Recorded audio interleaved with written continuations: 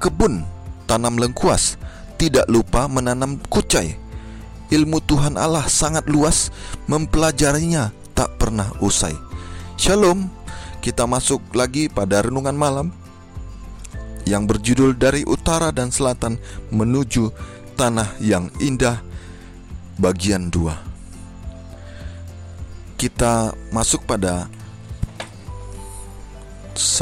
subtopik kekuatan berikutnya. Baca Daniel 11 ayat 29 sampai 39. Apakah kekuatan yang muncul di sini setelah Roma kafir? Daniel 11 ayat 29 sampai 39 merujuk pada sistem kekuasaan baru. Meskipun sistem ini berdiri dalam kelanjutan dengan kekaisaran Romawi kafir dan mewarisi beberapa karakteristik pendahulunya, namun pada saat yang sama tampaknya berbeda dalam beberapa aspek. Ayat Alkitab mengatakan bahwa ini tidak akan sama dengan yang pertama. Daniel 11 ayat 29. Ketika kita melihat lebih jauh, kita menemukan bahwa sistem ini bertindak sebagai kekuatan agama. Raja ini mengarahkan serangannya terutama pada Allah dan umatnya. Mari kita lihat beberapa tindakan yang dilakukan oleh raja ini. Pertama, dia akan bertindak dengan hati mendendam terhadap perjanjian kudus. Daniel 11 ayat 30.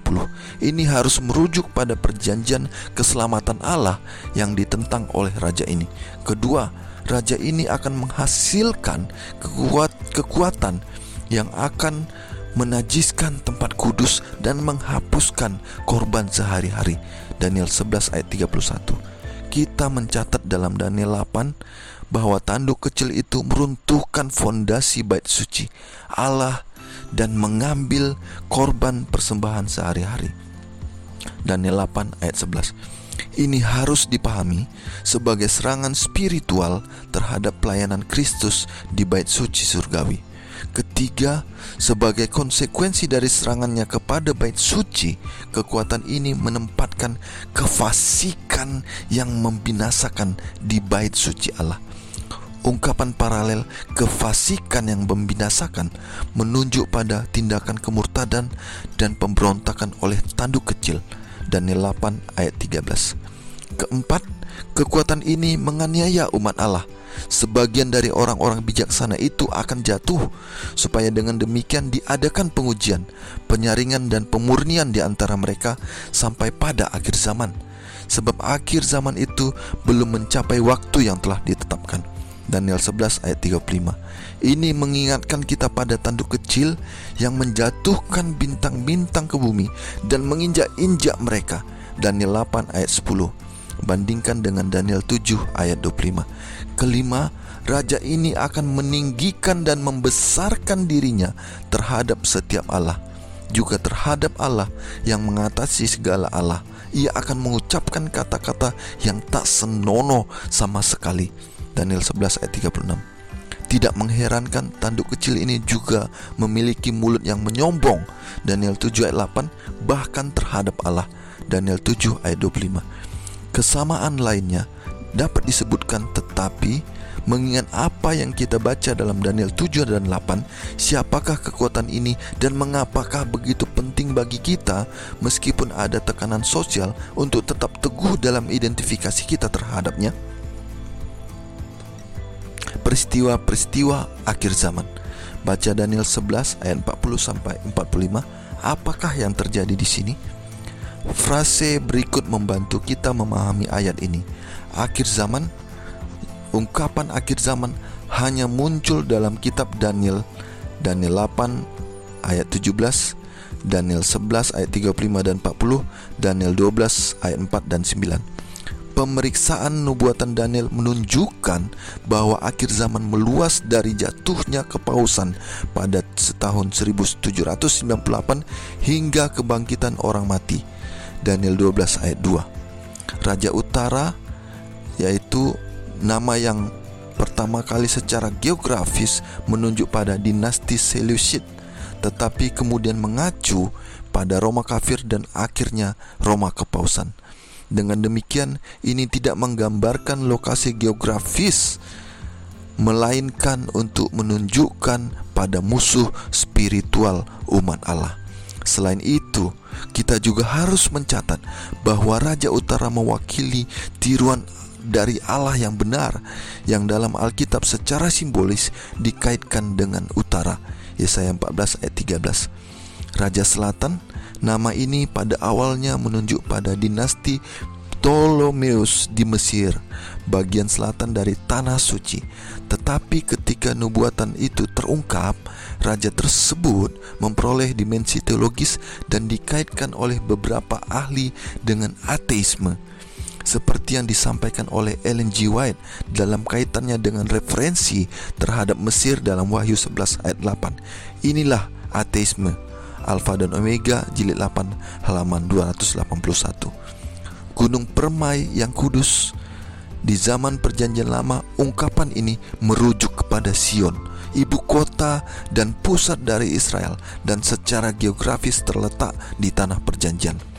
Setelah salib, umat Allah tidak lagi didefinisikan menurut garis etnis dan geografis. Karena itu, Gunung Permai harus menjadi sebuah sebutan simbolis umat Allah yang tersebar di seluruh dunia. Jadi, mungkin kita dapat menafsirkan peristiwa-peristiwa tersebut seperti ini.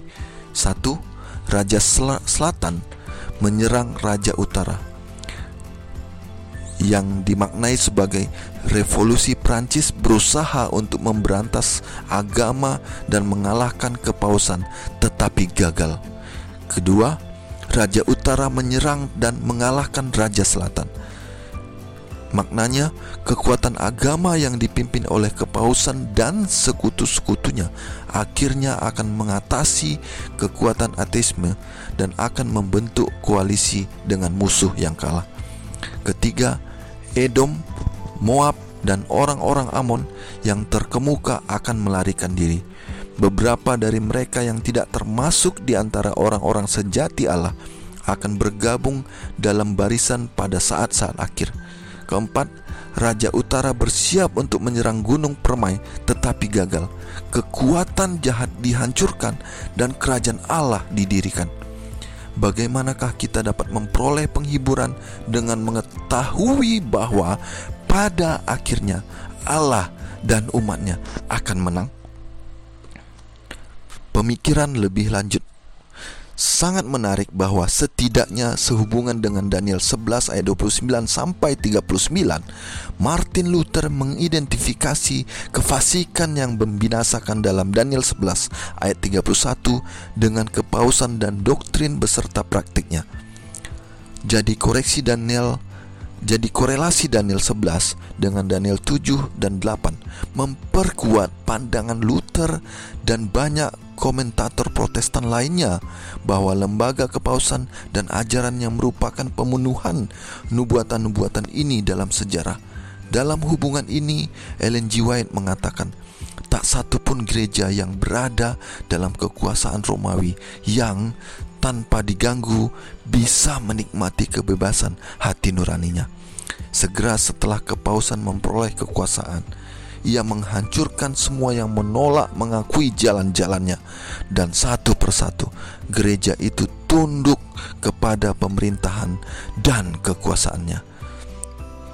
Dikutip dari Alfa dan Omega jilid 8 halaman 65. Pertanyaan-pertanyaan untuk didiskusikan. Bagaimanakah kita bisa peka terhadap perasaan orang lain namun tidak berkompromi dengan apa yang Alkitab ajarkan mengenai peran Roma di akhir zaman? Kedua, Daniel 11 ayat 33 berkata, dan orang-orang bijaksana di antara umat itu akan membuat banyak orang mengerti, tetapi untuk beberapa waktu lamanya mereka akan jatuh oleh karena pedang dan api, oleh karena ditawan dan dirampas. Apakah yang dikatakan ayat ini tentang nasib beberapa umat yang beriman terhadap Allah? Apakah yang dikatakan oleh ayat ini juga tentang apa yang dilakukan beberapa orang beriman ini sebelum mereka mati syahid? Pesan apakah yang ada untuk kita hari ini? Ketiga, Daniel 11 ayat 36 berkata, Raja itu akan berbuat sekehendak hati. ia akan meninggikan dan membesarkan dirinya terhadap setiap Allah, juga terhadap Allah yang mengatasi segala Allah. Ia akan mengucapkan kata-kata yang tak senonoh sama sekali, dan ia akan beruntung sampai akhir murka itu. Sebab apa yang telah ditetapkan akan terjadi. Siapakah dan apakah yang Anda ingat melalui ayat ini? Lihat Yesaya 14 ayat 12 sampai 17. Lihat juga 2 Tesalonika 2 ayat 1 sampai 4. Keempat, Daniel 11 ayat 27, 29 dan 35 menggunakan frase lamot atau waktu yang ditetapkan. Apakah yang dikatakannya kepada kita? Sekali lagi, tentang kendali Allah atas sejarah. Mari kita menjawab dengan diskusi bersama orang-orang di sekitar kita, anak-anak Tuhan, dan kiranya kita mendapatkan penerangan dari Tuhan Allah saja mengenai firman-firman ini, dan nama Tuhan dimuliakan. Saudaraku, demikian renungan malam kita dari utara dan selatan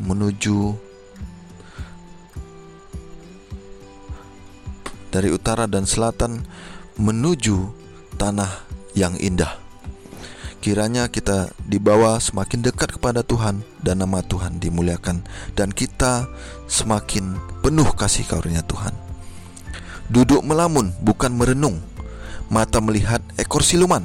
Apa guna ilmu segunung kalau tidak diamalkan? Sampai jumpa di episode berikutnya. Tuhan memberkati. Horas.